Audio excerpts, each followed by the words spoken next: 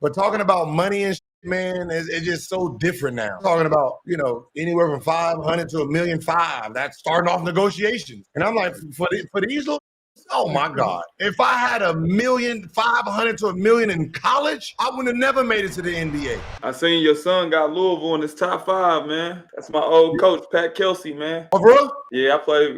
He coached me at Wake Forest. He was an assistant at Wake. Okay. So he's giving to the point guard and just go. Yeah, that's my guy. He gonna show love. He let you hoop. Yeah, with him, man, I'm letting him, pick his own teams, man. That's dope. I said, man, you just got to do your homework. I can guide you, but for the most part, it's you. You got to listen to what they say and determine if they're lying or not. This is part of your business. This is part of your brand. You got to grow up now. I mean, going through that now, how is the NIL? Like, through the school? I don't know how it goes now. I know they were saying, like, the school can pay you or... So, right now, there's only probably 4 or 5 players in college that's getting NIL money. Yeah. Right? That was Sanders and Travis, Juju, probably one of them football kids, or Caitlin Clark and Angel Reese. They were getting NIL money. Everybody else is getting collective money, which means it's from the school itself. So they go to their boosters and, get money from them to pay you. So you basically got to go to school with the best boosters. Yeah. Louisville got the best NIL boosters. money is from your name and likeness, where you're going to Drake Beats by Dre. Like, all of college is not getting that. Nah, facts. Probably just them guys from Rutgers. I know they got some NIL. Not even. They don't got. I see NIL money. Man, NIL coming from, man. That's your likeness. That's Brodie James. But they signed with Nike though. Still. They Adidas school and these dudes hoop in Nikes. I said that's the craziest thing I ever seen. Wait. They're wearing the actual Adidas in a Nike school? Or yeah, they are Adidas school and they wear Nikes. They the only two. They hoop in Nikes. They hoop in Kobe's. Oh, none of this is part of the rules. Yeah. So this is uncharted territories right now. I was like, I couldn't believe that. They was out there in Kobe's. Talking to them about like money. Damn, this is just back and forth. Yeah, Jaylen Brown talking crazy too. But talking about money and man, it's just so different now. Yeah. These boys, they're talking about, anywhere from 500 to 1,000,005. That's like starting off negotiations. That's crazy. And I'm like, for these little, oh my God. I wish I could go back in time. What? Boy. If I had 1,500,000 to 1,000,000 in college, I would have never made it to the NBA.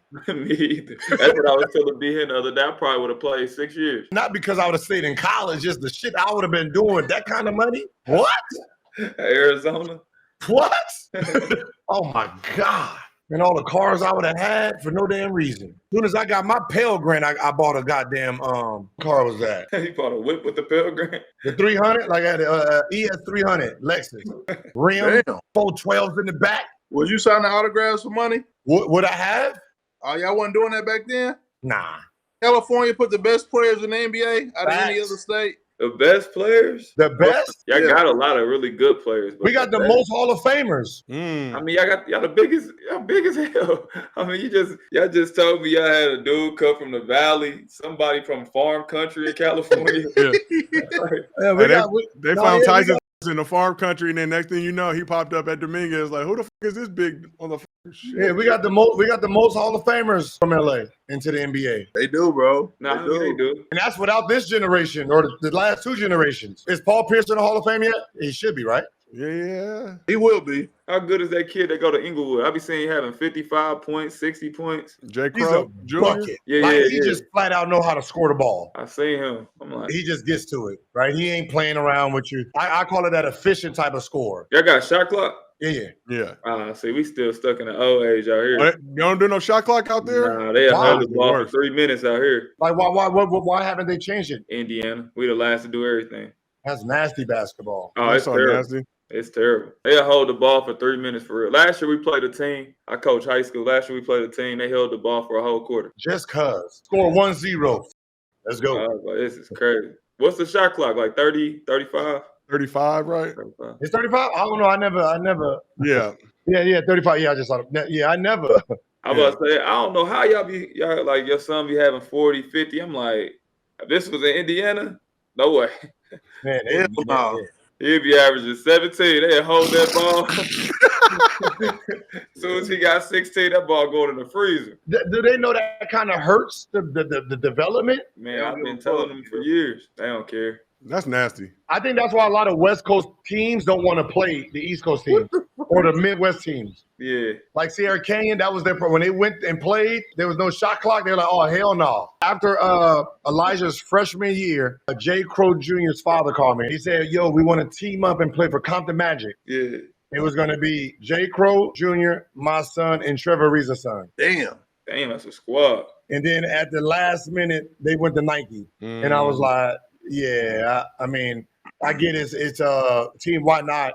And I get it, you know, but Westbrook ain't coaching it. They technically don't have no pull in the AAU circuit, right? They just got a big name, but the resume of your team, you haven't even produced a NBA player yet. Y'all are so new, right? Your first NBA player will probably be someone coming into the draft now. Jalen Green played for why not? But he played there for a summer. But Jalen Green, you know what I mean? Like, I'm going to go with someone who has the pull. They got the relationships. Because back then it was like, if you play for Nike, you know, for the USA game, or you play for Adidas and go with the McDonald's game. So they fucking forcing kids to make fucking big ass decisions. Yeah. Hey, has that switched now with Adidas taking it over? Taking over USA basketball? McDonald's game, right? It's McDonald's. Adidas. Yeah, Adidas at McDonald's. So the kids are like, damn, if I want to make McDonald's, I got to play with the Adidas team. If I want to be on a USA basketball, I got to play with a Nike team. And that's how they're pushing it. That's so nasty. when did you realize it was time to reclassify your son? He got held back in second grade. So he was at